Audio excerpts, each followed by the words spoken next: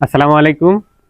আজকে আমি আমার মুরগিকে কি খাওয়াই আমি সেটা আজকে আপনাদের সাথে শেয়ার করব। দেশি মুরগিকে যদি আপনি খাবার সেভ না করতে পারেন তাহলে কিন্তু এখানে লাভবান হওয়া মোটেও সম্ভব না। এই দেখেন ধান, ক্লোজ করে দেখাও নিচে, একদম ফ্রেশ ধান। আর এ পাশে আছে কিছু ময়লাযুক্ত ধান, এখানে পাথর আছে। এখানে 3 কেজি ধান, 3 কেজি ধান মিক্সার করেছি। প্রথমে ধান দিয়ে দিলাম, এরপরে আমি দিতেছি দানাদার খাদ্য, গম। গম দিতেছি, এই দেখেন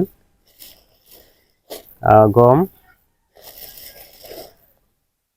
তারপরে আছে গম দিয়েছি 1 কেজি। তারপর আছে ভুট্টা ভাঙা, ভুট্টা ভাঙা আছে 1 কেজি। 3 কেজি ধানের সাথে, 3 কেজি ধানের সাথে 1 কেজি গম, 1 কেজি ভুট্টা ভাঙা।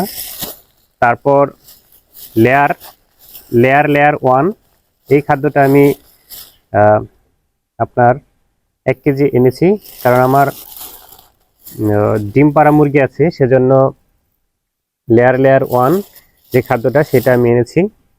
এটা খেলে তারপর মুরগি বেশি ডিম দেয়। এরপর আছে গ্রোয়ার, এই গ্রোয়ার আছে, নারিশের গ্রোয়ার ফিট।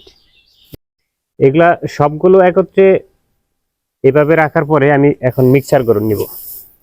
দেখেন ধানের পরিমাণটা আমি বেশি দিয়েছি, কারণ কেনা খাদ্য এগুলো খাওয়ালে সব সময় আপনার লাভের যে পরিমাণটা সেটা কমে যাবে। সেজন্য আমি ধানটা একটু ইউজ করেছি। ধান যেহেতু আমার কিনতে হয়নি, ক্ষেতের ধান।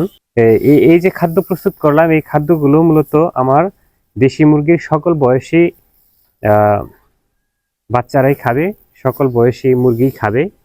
আর তাছাড়া আমার কবুতর আছে, সেই কবুতর এই খাদ্যগুলো খাবে। আমার এক্সট্রা করে আর কোনো খাদ্য তৈরি করতে হবে না। কবুতরও এটা সুন্দর খাবে, দেশি মুরগিও সুন্দর খাবে। তো এই হচ্ছে আমার খাদ্য, মিক্স খাদ্য মুরগি এবং কবুতরের জন্য।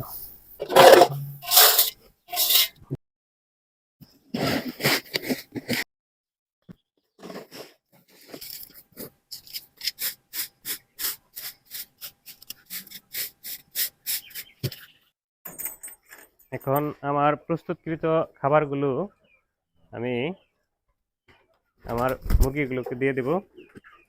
এই যে খা খা খা খা খা খা খা। আয় আয় আয় আয় আয় আয় আয়।